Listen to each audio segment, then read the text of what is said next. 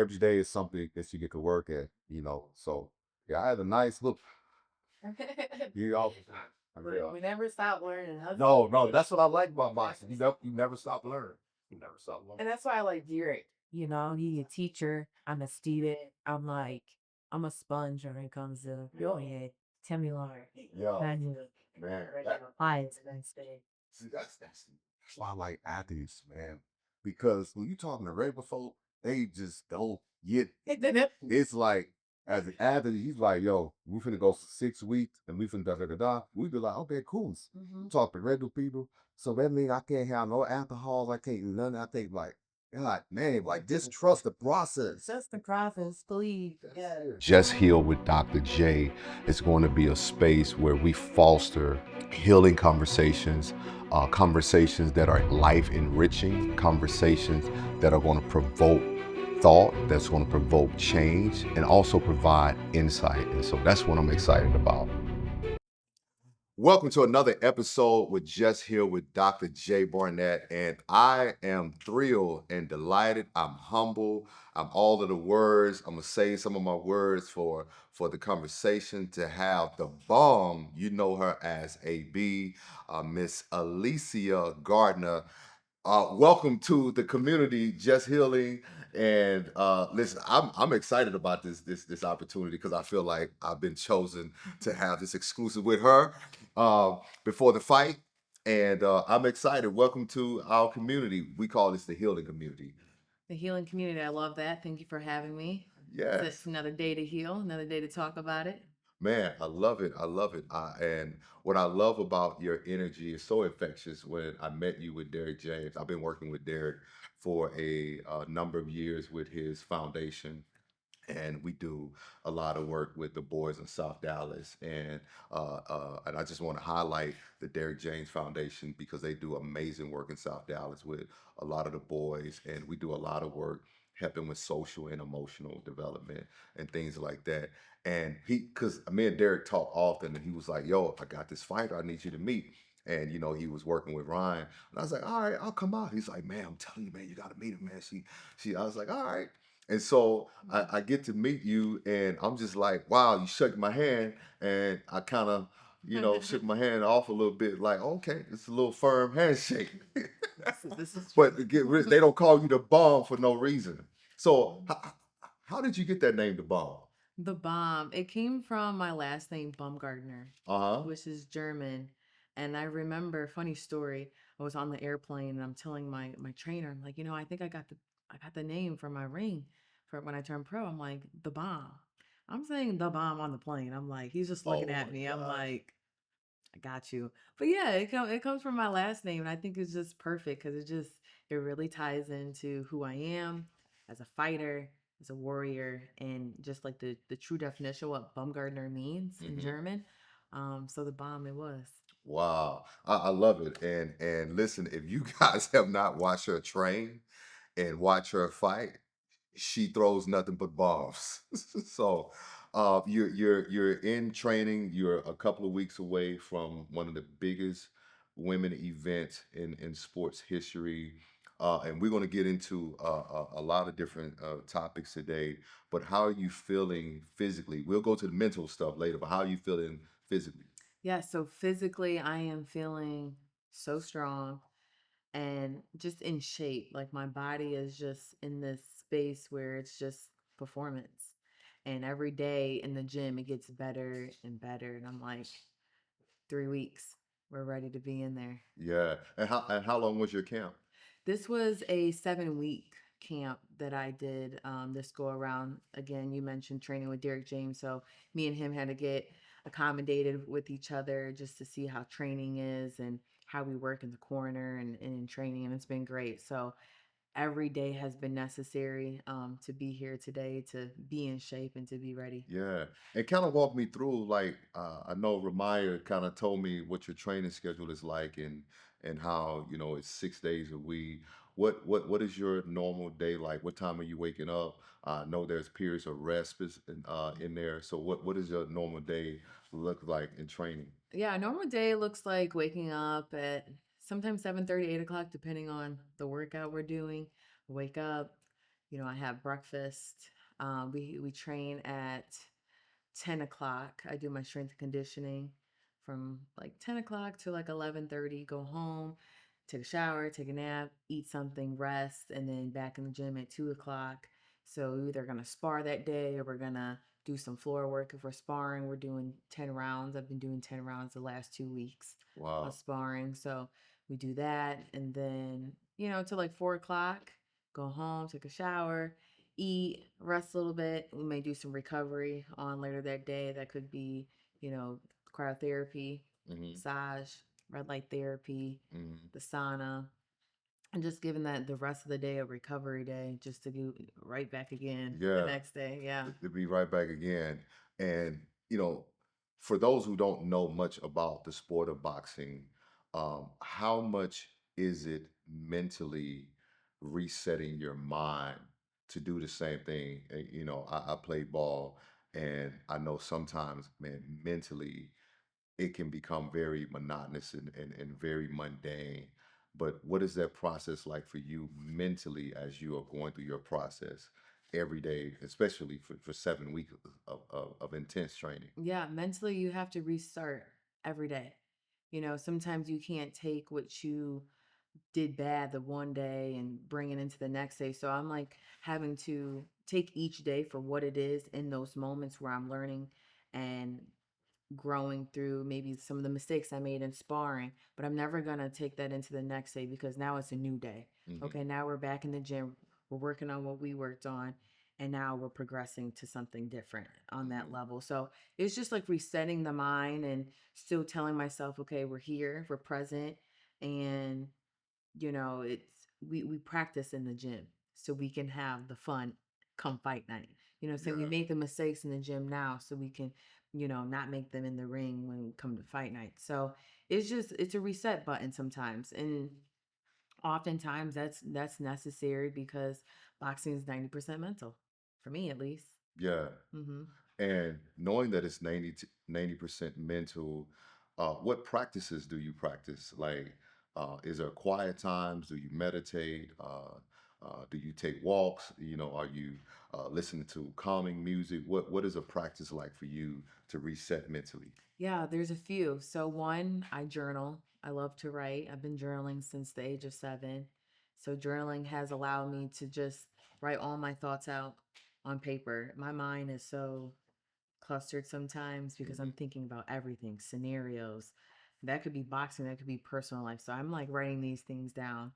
I'm speaking out loud. I'm talking to myself. I know people may think that's odd, but it's the most realist thing you can ever do because I'm really talking to God out loud. So just hearing myself speak and just allowing that to come through my ears out, like it just allows me to like see things and hear things I might not if I'm not speaking it out loud. Going for a walk is always good. I love to be outside. Outdoors is like my thing. Yeah. um, I have a dog, so being with her that has allowed me to just kind of reset, help that mental space, and then sometimes even working out again. Yeah. It's a program. It's what I've been programmed to Yeah. do since the age of 5. So just being, if that's walking, if that's riding a bike, rollerblading. I love to rollerblade. That's Okay. something I like to So do. so you all outdoors. When is your birthday? May 24th. May 24th, man, you was right on the cusp of being one of the greatest signs of Taurus. And the reason, because Taurus for us, like we love outdoors, Yeah. and I'm not big in astrology for those you go, oh no, I'm not big in astrology, but I like being outdoors. I grew up in the South, Hmm. and for me, being outside really helps my mental, Yeah. like just being along with nature Hmm. and all of those things. Is It's is that God's creation, yeah. And it's yeah, just like, you know, I just pay attention to the smallest things, like the trees and the flowers and yeah, just even people walking and being active. I think people should have an active lifestyle if that's walking, you know what I'm saying? And that just helps the body. I'm all for health and wellness to make sure that ultimately your body and your mind is being fed some way, yes. somehow. Now, you talked about your mind and body being fed, and obviously, you have 5 belts, and you've been successful in your career. But for those of you that are just getting to know Alicia, and they're going to be following your journey on July 10th. I want to know what got you into boxing. What encouraged or motivated the 8-year-old Alicia to start fighting? Yeah, so I have to start off by saying I'm from a small country town in Ohio, Fremont. And just being in a town like Fremont, you have to be able to dream, Mm, to know that there's more outside of the small town that you grew up in, that I grew up in.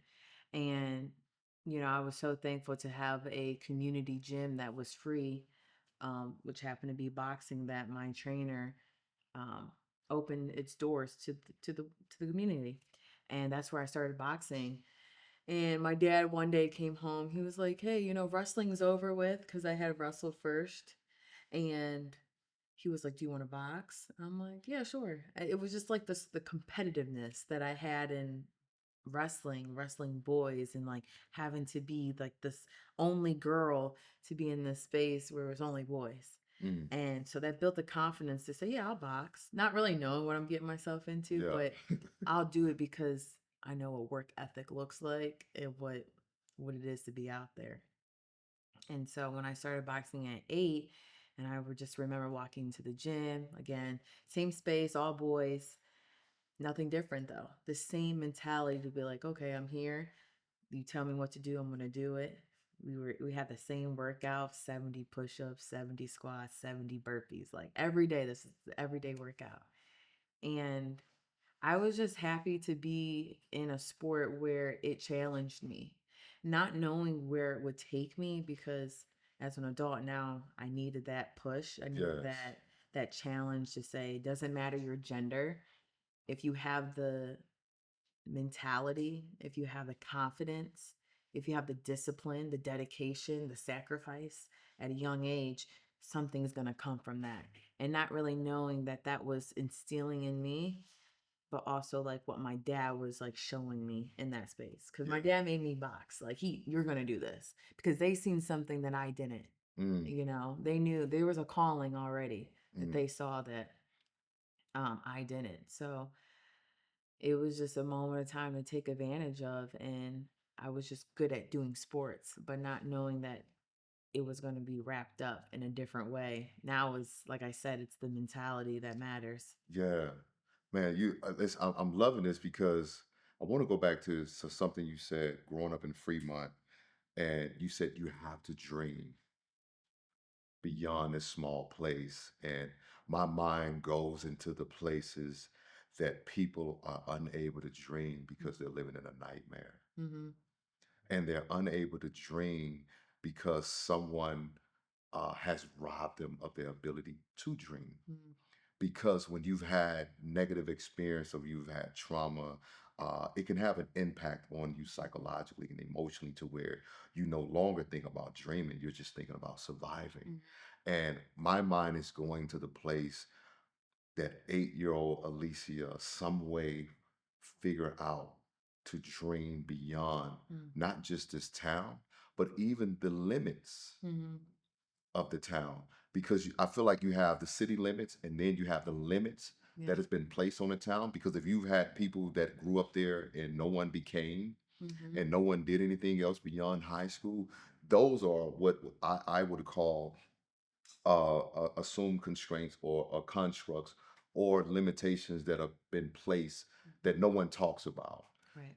So to dream in such a way to see where you are now, what was that like for you to dream? Were there other stories that you heard?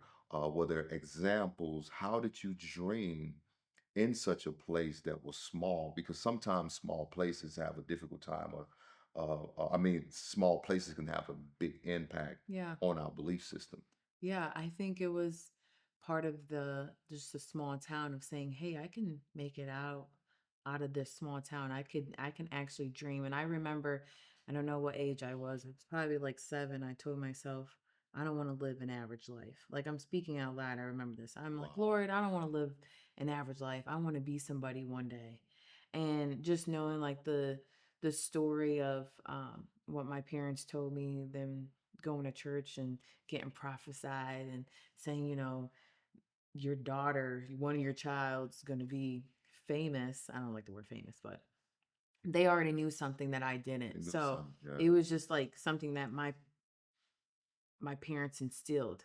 It was just like a gravitational, like, no, my dad would lecture me for hours, like 2 hours. Like, what do you want to do when you grow up? You got to work hard at life. You can't just sit here. You can't just, you see what I'm doing. I'm going to work every day. I don't want that for you. And so, like, it was just the lectures. It was the small town. It was, hey, if they said I can do that, I can do that. Like, what does that actually look like? What does it look like to actually tap in and be like, I want to be something one day. It doesn't, when people are like, follow your dreams, it's so cliche to me, Mm-hmm. but I'm actually doing, I just had that conversation with myself. Like, it's actually happening and I'm living in it, but I'm still dreaming through it.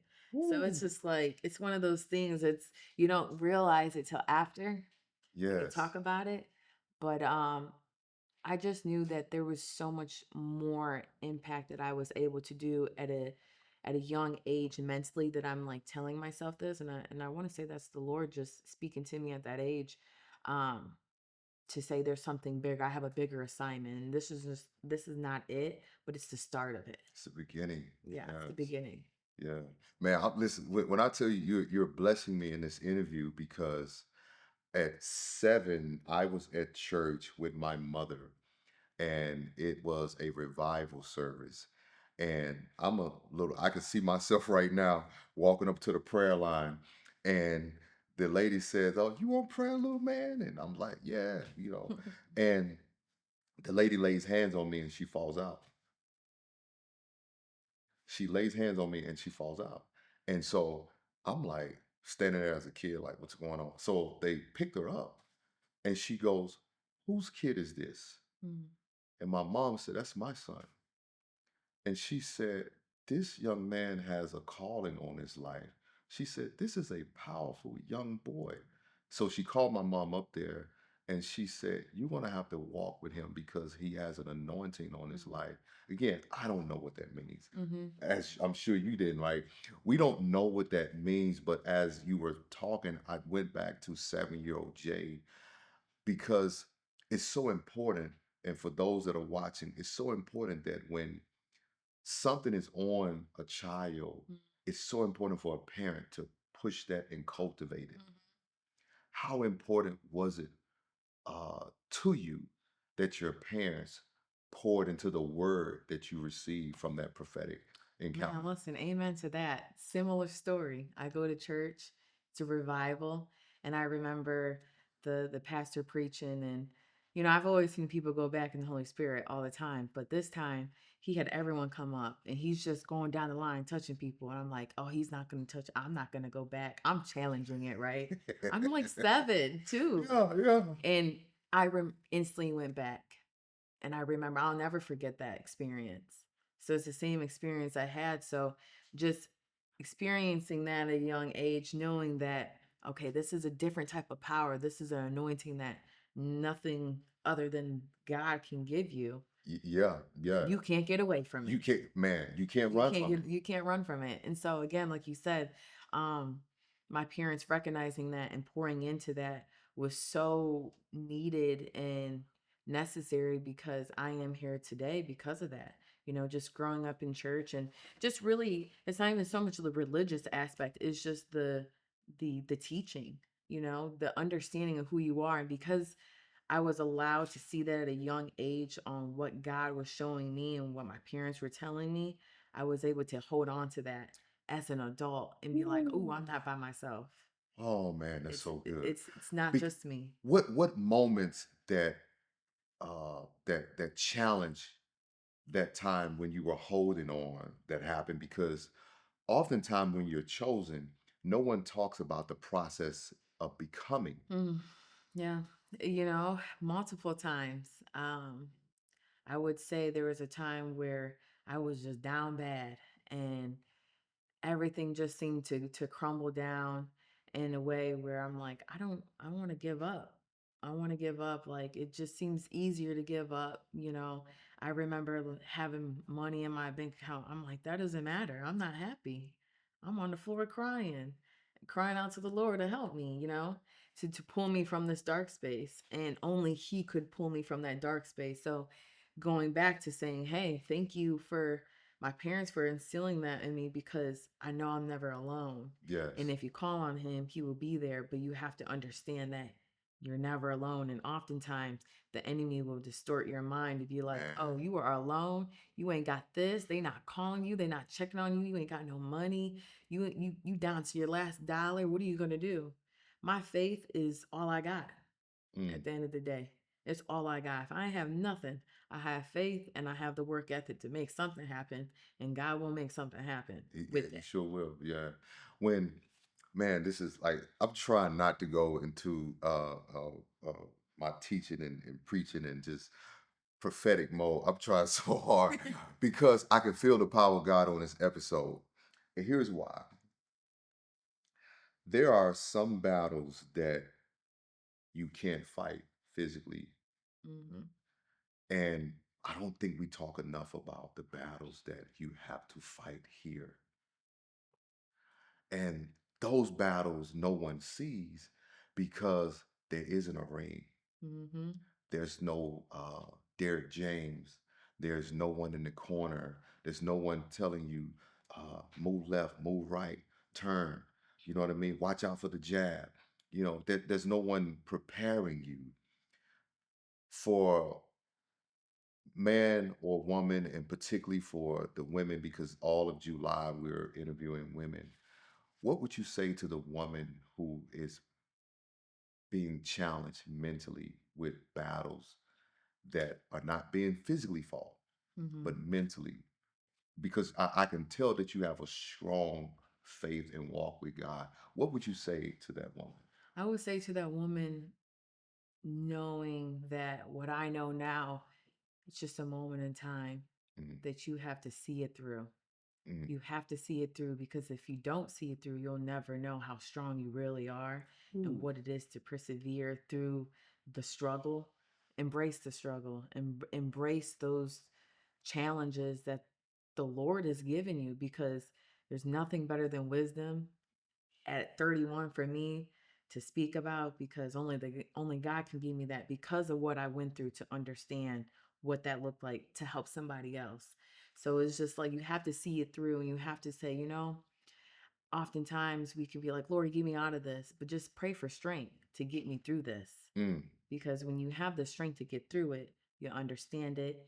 You'll enjoy it at the end in a way that you never thought you would because the wisdom that you were able to gain from it. And it just builds you, it builds character. And nothing's better than character building. yes, man. You teaching these folks, and I don't think that's just for the women, but I think that that's for the men, Mhm. because we're in a climate where there's such anxiety, there's such unrest, there's such angst Mhm. amongst people.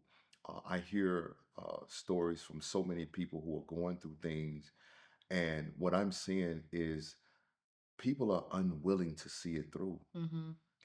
because to go through it means I have to endure. Mhm. It's the pain. Mhm. And I tell people often the greatest thing that you can ask God for is not just patience, but the ability to endure.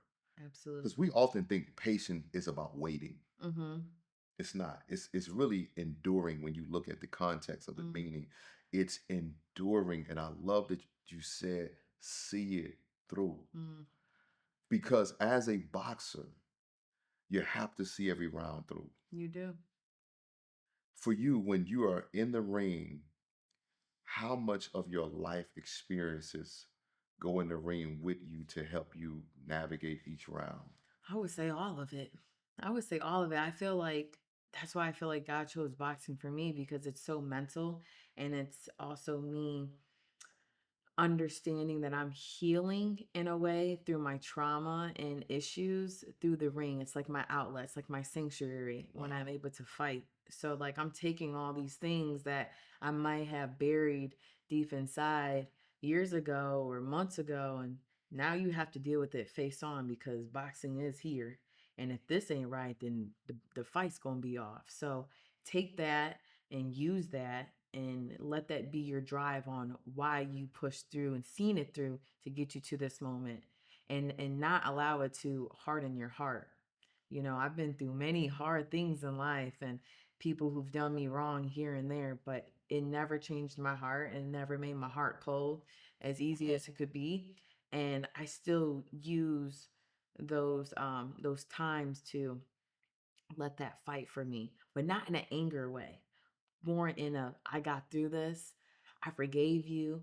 I still love you. I still pray for you, but I'm like able to fight through it and show it in such a warrior way in Yeah. the ring. Yeah. That's the win I get. That's the satisfaction I get Yeah. from it. What was your difficult sort of challenge when you were in a ring and you couldn't figure opponent and you couldn't figure out your opponent? What was your mental process knowing that you just said that you take so many things into the ring that you're healing? Do you envision certain parts of your childhood and your life to come up if you're trying to navigate through something and when you kind of like, man, how do I get through this round? How do I get through this fight? Does that happen? I know that happened to me when I played. Yeah, sometimes it does, but I can't let it like overtake because it can get loud. So I have to like tell myself like, okay, scratch that, go back to your jab, like kind of like reset the mind to not overthink it because it's easy to overthink, but when you've done it for so long, you can take control of it. And that's another important part is taking control of your mind, and in that space of just 2 minutes goes like this. So Yeah. you it's the every second matters in there. Mm, So you just wanting to make sure that you're at a space where it's not overthinking, but you're doing it. You're doing what you're supposed to do. yeah. Do it. Now, you had this career wins. What was it like to lose? Losing, so that was the challenge part. I remember having a fight. I was in Kentucky, and it was a great fight. It was a competitive fight, and I lost. And I remember instantly in that moment, like they rose her hand, and I'm like, damn. I said, well, I'm not gonna give up. I've been in it too long. I've put too much time to give up. I'm like, it is what it is. And I just charged to the game. And I went back to the gym and I trained. And with that moment, I knew that my circle was so messed up. Like outside, if that's not together, you are not going to be 100% in the ring. And that's exactly the situation I found myself in. My corner was messed up. I was going through things outside. I should never even took the fight, and all that. It took me 3 years to get back to where I wanted to be, quote unquote, wanted to be. Ooh, Yeah, 3 years 3 years it took from one loss from to one loss. recover from one loss. Now, I want to pause Hmm. for a second and I want to look right in this camera. If you don't hear anything else she said, I want you to hear that. Your environment determines the level that you succeed on, and it also determines how you respond in certain seasons where there's losses. I often see people, and this is something that I had to learn early on. If you don't choose well, you won't succeed well. Mm. You have to choose well because the most dangerous thing is to have people that are with you but are not with you. Mm-hmm. That's a fact. And boxing gonna show you that every time. Boxing gonna show you that every time, and it's so important because I knew in that moment you lost this fight because of your environment. You lost this fight because the people you had around you. You lost this fight because the people you thought were for you weren't for you. They were just tag-alongs. Mm, And it's up to you to decide in this moment what you're gonna do. I'm a very loyal person. I want to do right by people, but at the same time, you have to be also mindful and have wisdom. That person is not for me. They can support from the sidelines, but they're not supposed to be with you side by side. ooh, You know. that's a bar. That's a bar. Through. And that's a bar because if there's my mentor told me something. He said, Jay, there are certain people that you have to talk to through the fence. Mhm. and there are certain people that you talk to in your yard. But he said you have to be careful who gets on the porch. Mm. Mhm. Because if you mistake somebody that you should be talking to through the fence and bring them on the porch, they get inside. And he said, if you're going to succeed and if you're going to go far, you have to appropriate relationships. And I love that you're sharing that, because what I see with a lot of individuals that I mentor, and I saw this early on, is when we're winning, we often have this guilt that we are succeeding, because I've gone through it. And I Mhm. call it success guilt, because you're winning and you're like, oh, I want y'all to win with me. Mhm. Mhm. Man, I'm up. Y'all should be up. Mhm. What was that decision like when you had to make those decisions, to make those changes, to remove those? Because let's be honest, that's hard. It is. It is. It is hard. And again, that's you have to take a step back. You got to have a conversation with yourself like, okay, now listen, what are we doing? Because things are happening behind the doors that you don't even know. Mm, And and so when you see it happening, you're going to tell yourself, I knew better. So don't let it get to that point. Don't let God have to show you the hard way when you already see it to allow it to play out the way it needs to play out.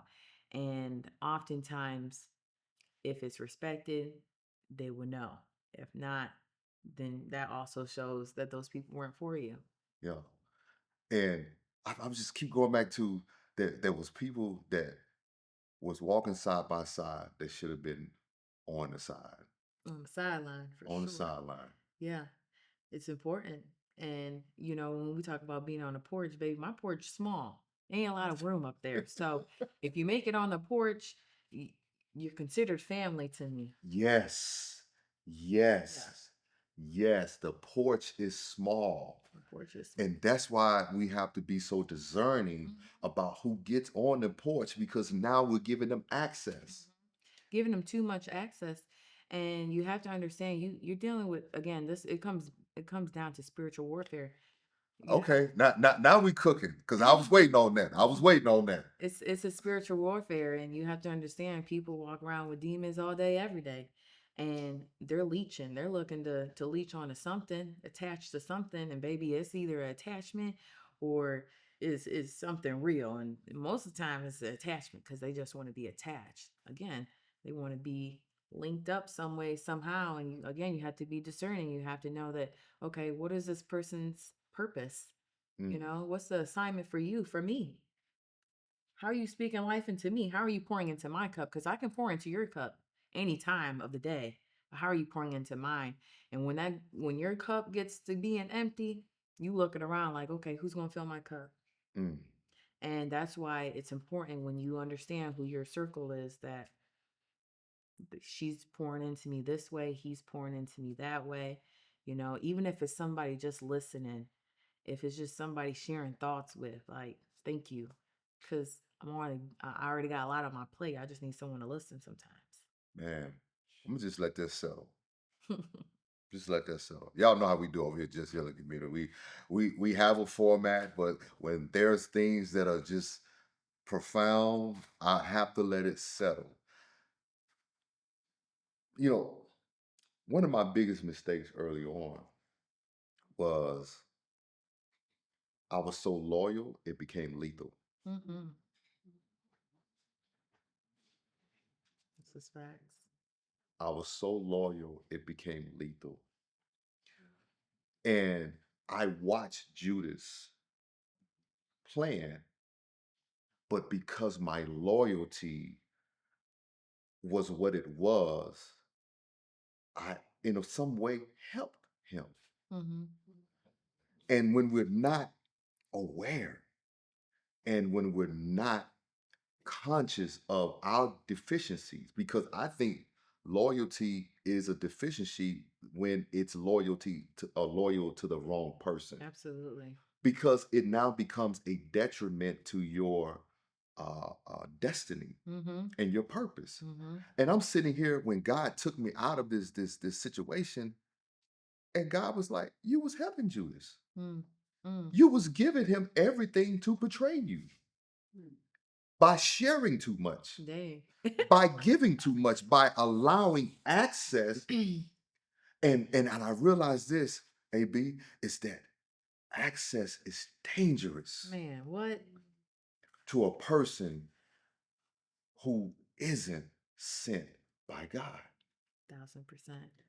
And what happened is we're often allowing people who are sent by the enemy because s- attachment spirits, Mm, like we talk about insecure attachment, secure attachments, and all those different things, attachment, in the mental health space.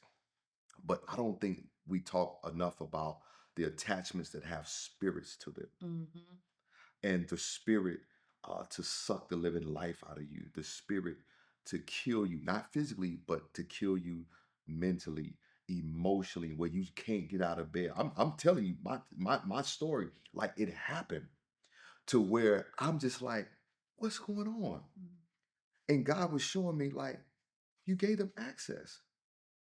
And I'm thinking access is an invitation to come in my world, but right. access is this. Mhm, When we begin sharing too much, mm, that's giving somebody access. yeah. And when they have access, we're also creating levels of intimacy with them, Mhm, because intimacy is into me, you see. And when you begin to see into me, I'm now allowing you to see into what God has created. And if it's not the right person, they will destroy everything. mhm, Because there's a movie um, called Smile. Only it's like a horror movie, yeah. right? If you ever get time, watch it. Don't watch it now because you get ready for the fight, because you might see some stuff and you've been like, oh my God. So I watched it. It's Smile. It's a horror movie, and it's about these people smiling. So just kind of give a brief synopsis of it.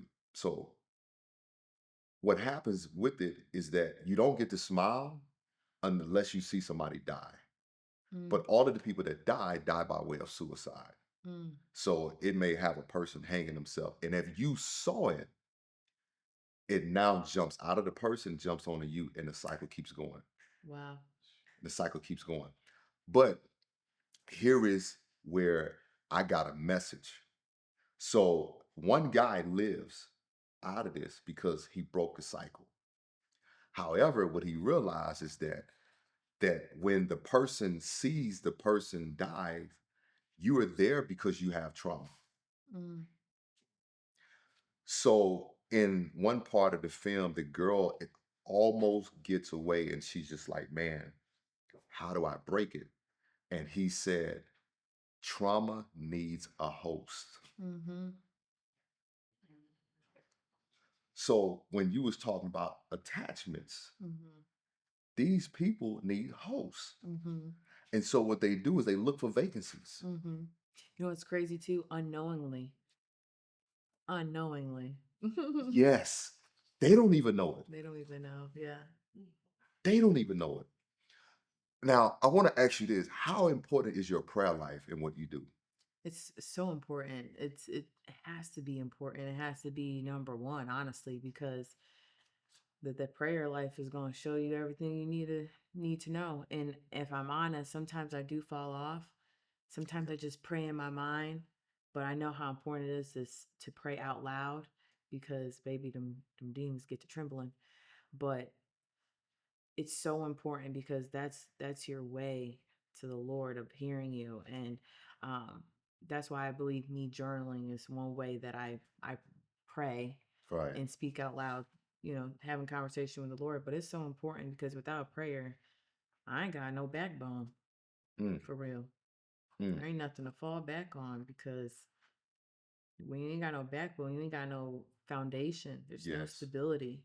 Yes. You're looking for stability in other things and Yes. people. Yes. Can't give you that.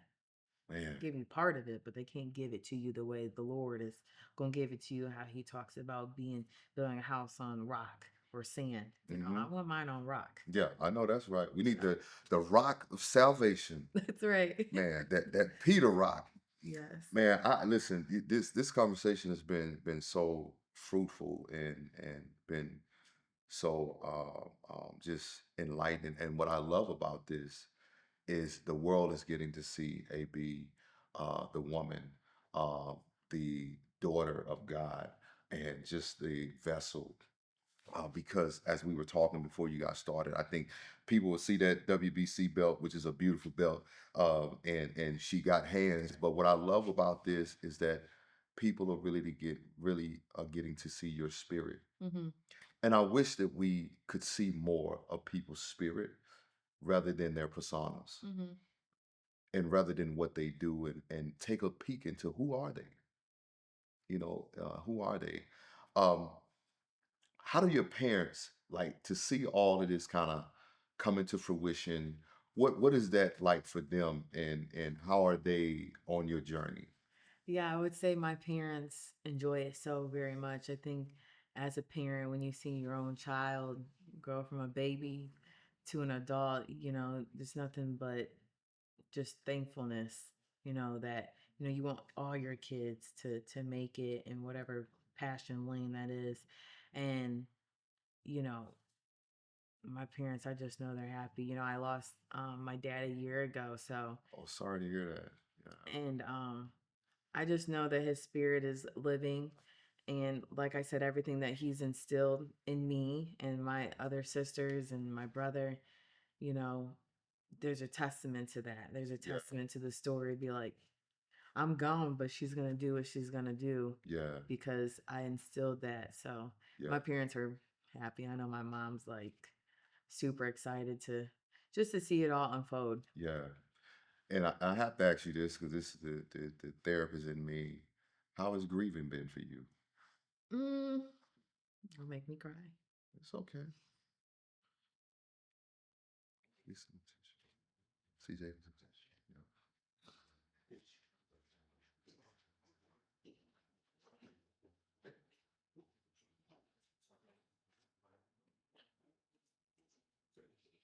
So, yeah.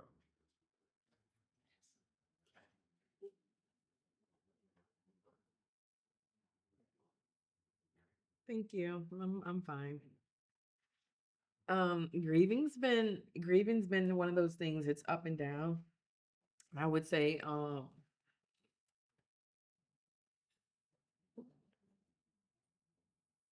for this camp, I put on a strong face. I show up every day to do my job just like my dad will want me to do. And that gets me through my day. But I also have my moments like this. I haven't cried in a while, you know what I mean? Yeah. So that's a good thing. It's healthy. Yeah. It's never healing is never linear. It's never like, oh, one day you're gonna be good. You don't know. It can just hit you. You know what Yeah. I'm saying? Like it did now, but it's been a roller coaster, but it's been overall good because I know the space that I'm in and what I've been able to do to help myself um heal. But I know there's just more internal things. Yeah. You know what I'm saying? Because I may just be putting it off because I have my boxing to help me with that, to cope with that. But I am very realistic on the situation that my dad's not coming back. For what he's left has been gifts for me to hold on to.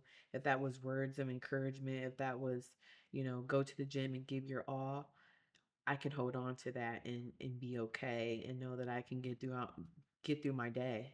But I'm not gonna allow it to detour me because I know, I mean, losing a parent is one of the hardest things you can do. But it's one of those things. I'm going healing through it. Yeah. I thank you for this moment of vulnerability. Um, there is a thing um,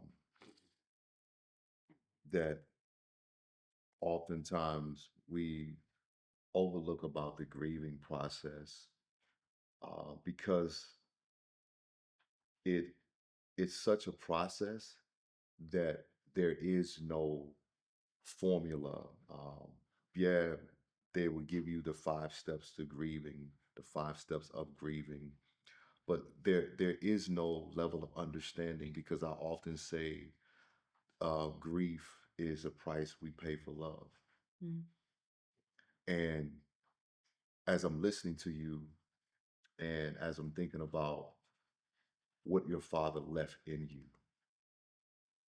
and the legacy that carries, because now what he left in you is also in your DNA. Mhm. You know, it's also now a part of Alicia Yeah. because you carry that now in your body. You carry that in your work. You carry that in your language. You carry that uh, in the very essence of who you are. And I'm proud of you because these moments, like we don't get often as athletes, because I got to put on the helmet. Mm. I got to put the gloves back on. I got to get on the field. I got to get in the ring. I got to get back on the court. And no one really cares if we grieve because I want to see you fight. Right. I want to see how well you're going to perform. So I'm proud of you for allowing yourself even the grace because I grieve and my father's alive. Mm. And I'm saying to myself, like, man, you know, what he put in me wasn't much because I had to find it in different places.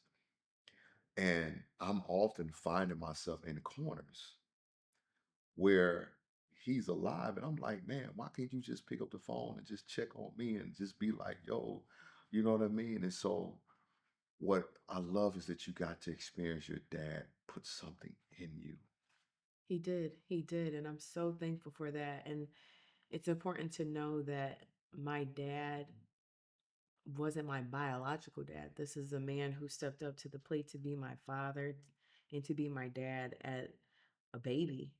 Wow. So this man has instilled so much in me.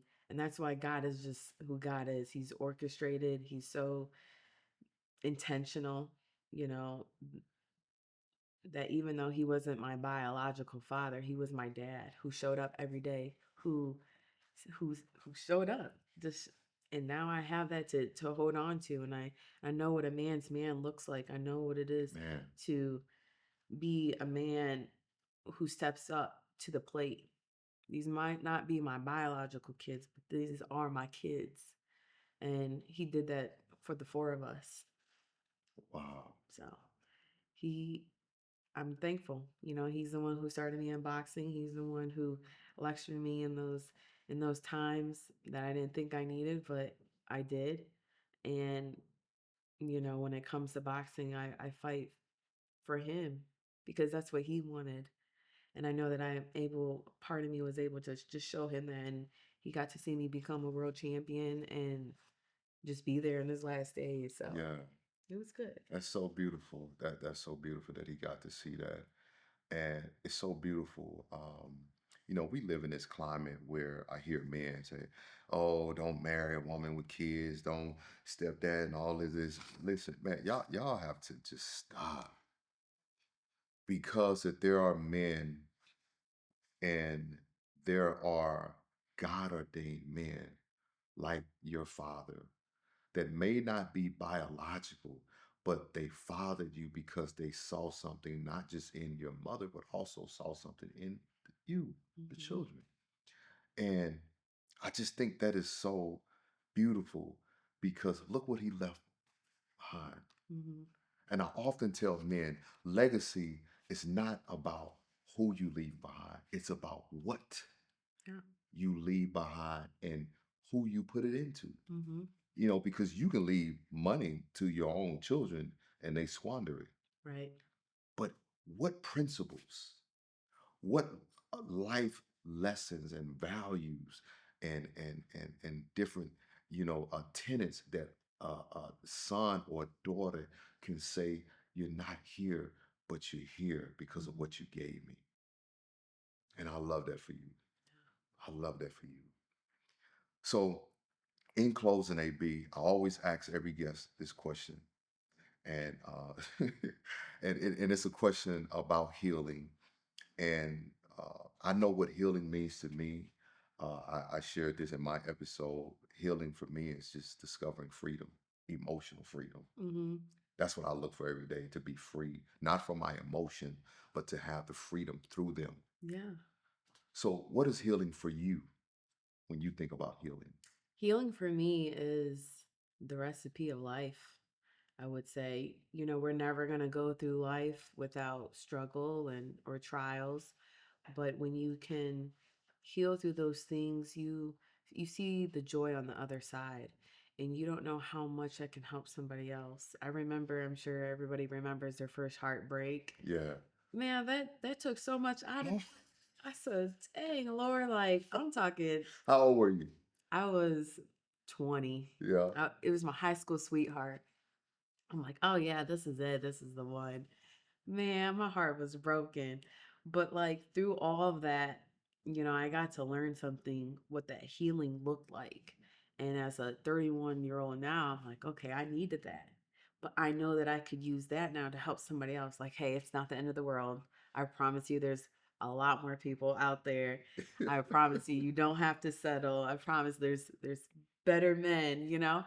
And I'm happy that I can give that because that's what life's about is giving and Yeah. receiving and just sharing that wisdom and that love that people all need. Yes. Like you said, like the emotional part. I feel like if I could tell anybody too, men as well, it's okay to feel. It's okay to understand that you're doing the best that you can each and every day. I know that we have this expectation for men to just be a superhero every day.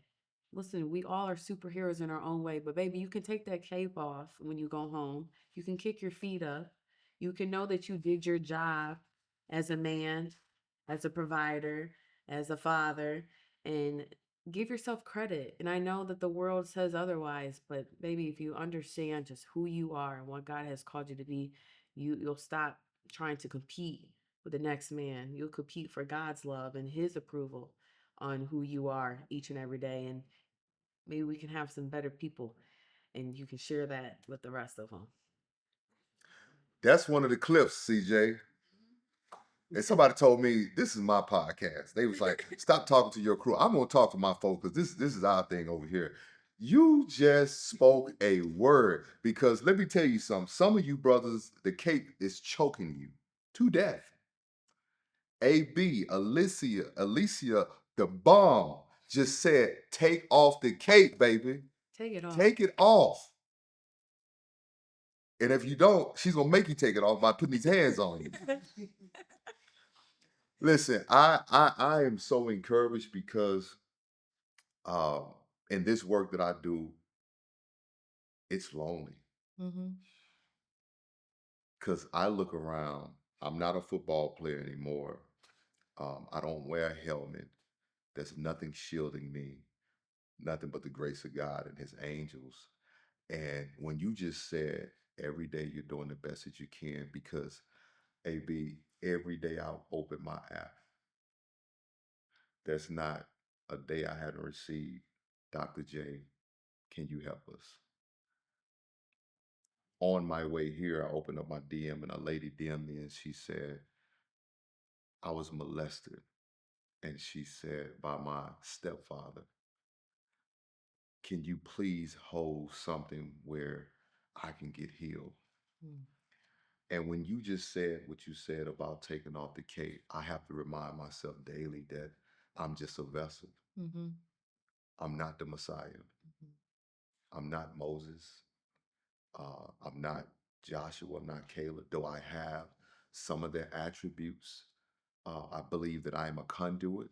I bring healing. I believe that I'm a river, not a reservoir, because things flow through me.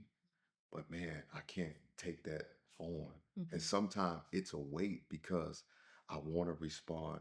I want to get resources. I want to make the phone call, but sometimes it's just heavy. Mhm. So you helped me today just by reminding me. And I know to take off the cape, but there's sometimes I'm just like, man, I need to put this cape on. Yeah. And not because I need to be validated in the cape, but because I feel like, man, I can help somebody Yeah. else. Yeah. You know, No, that's real. And again, it's the expectations that we hold for ourselves because of also the performance that we've done as athletes. I had to learn that sometimes I was performing for people for the approval because yes. that's how you're gonna recognize me because of my performance. And I'm like, oh, let me take a step back. That's not what it is. It's what they're saying. But it's just important, like you said, just to know that you're showing up the best way you can each and every day. When you put the work in, you can go to bed at night and give thanks to the Lord and pray for the next day to come and Yes.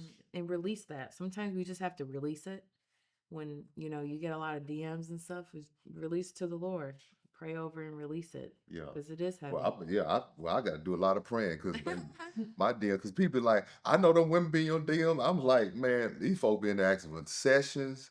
Yeah. They're asking for resources. They in a crisis. It ain't nothing like what y'all be thinking, man. These folks is like, Doctor say, I need some help. If I don't get no help, I'm done. So it's a lot of praying, and I thank God. Listen for my circle, my mother. My mom has a couple of friends. They pray every morning at 3 a.m. for me. Love that. At 3 a.m. She'll call me. We calling your name out, doctor. We was calling you out this morning. I need it because this work uh, is as fulfilling as it is. It's complicated Mhm, because healing is not linear, mhm. and everyone won't get their healing at the same time. They won't get it the same place, and then everybody won't get healed. And I've had to make peace Yeah, with that. And yeah. so, but listen, man, I don't want to hold you. I want to encourage those that are watching. Listen, this episode drops the second Tuesday of July, leading up to the biggest women's boxing event in history, and it is featuring AB the Bomb. Alycia Baumgardner is going to be boxing. She's going to be taking off somebody's head. I don't know the young lady, but I'm going to be praying for you because let me tell you something. I saw her sparring and I saw her hitting them pads, and I'm a grown man, and I'm like, please don't hit me like that. So, but I wish you much success and blessings on your upcoming fight, and that you go in there and do what you always do, and that's compete to Yeah. the highest and the best of your ability. Yes, listen, I'm so excited. July 11th. Oh, it's July 11th. Yeah, Yeah, July 11th. I don't know why July it's the 10th. 11th, July live on 11th. Netflix. And just one more thing, I want people to know I'm a sinner, baby. I sin every day. And I'm not perfect. And I think sometimes people have to stop looking on the outside. There's so much um, trauma that I'm still learning to get through and to scramble through. And every day I fall, but I get back up because there's no let up. I will never give up. There's I can't. God doesn't give me the option to. I swear. Like there's no Oh, option. There's no option and I but tell you, I want to let go every day. I want to let go. there's no option. So I'm like, yo, you don't have to chalk it up, cry about it, talk about it, but get back up and do it. And you might not be doing it the way they say you need to do it, but you're doing it. You're doing something. So just know that like every day I'm a unperfect human and I'm okay with that. I can go to sleep and still try my best each and every day. Yes. I love it. Again, Scratch. Not July the 10th, July the 11th on Netflix. I know y'all got Netflix, and I know they've changed some of the settings, and so you can't use your mom and them Netflix, but get somewhere where you can watch AB go to work, and for her to bring home another belt, and for her to continue doing her thing. And we speak blessings over this fight. that she go in there, man, and do her thing, and I'm excited. And listen, remember, healing is a journey and wholeness is the destination.